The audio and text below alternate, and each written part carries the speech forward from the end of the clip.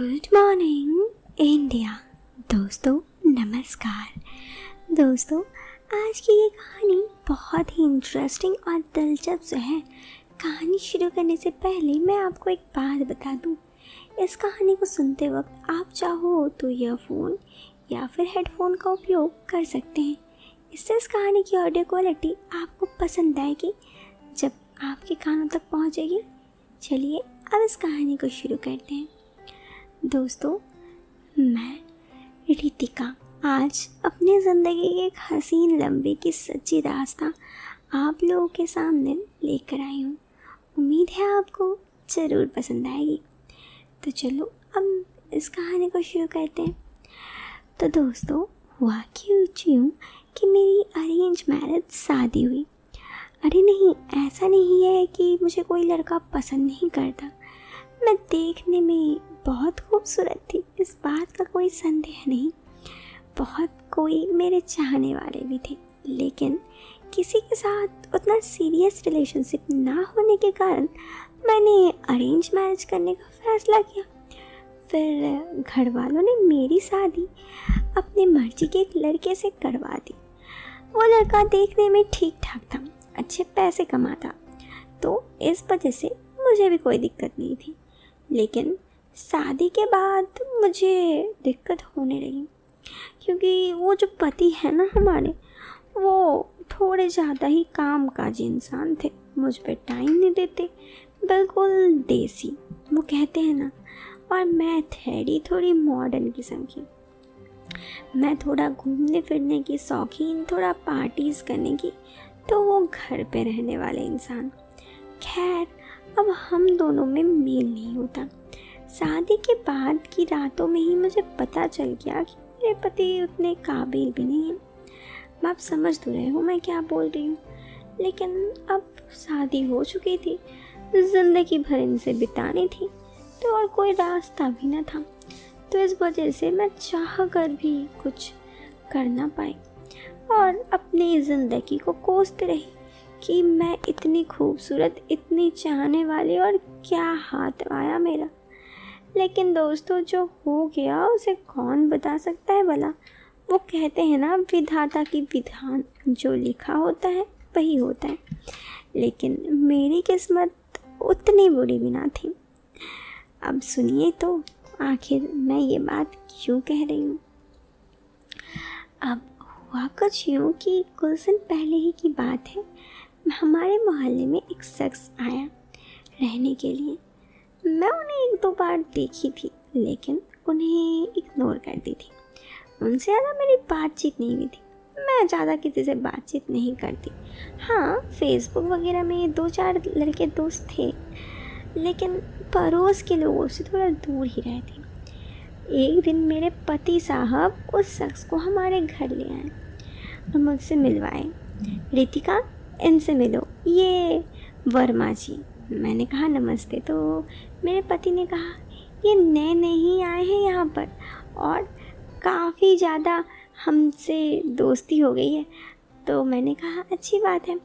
फिर ऐसे ही थोड़ी देर बीतने के बाद वो आए थे। मेरे पति बोले कि चाय बनाओ ना, तो मैंने जाकर चाय बनाई। फिर ऐसे ही काफ़ी देर मेरी उनसे बीती और फिर उसके बाद वो चले गए।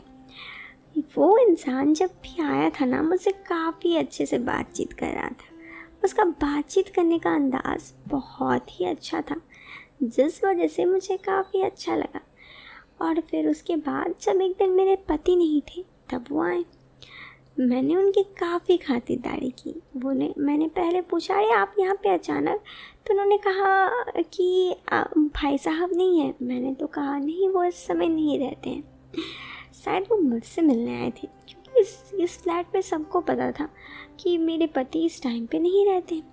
खैर उन्होंने कहा मैं नया फ्लैट में आया था ना, तो मुझे पता नहीं था। मैंने कहा कोई नहीं, बैठिए। फिर उन्होंने कुछ देर बैठे, फिर मैं उनसे बातचीत की।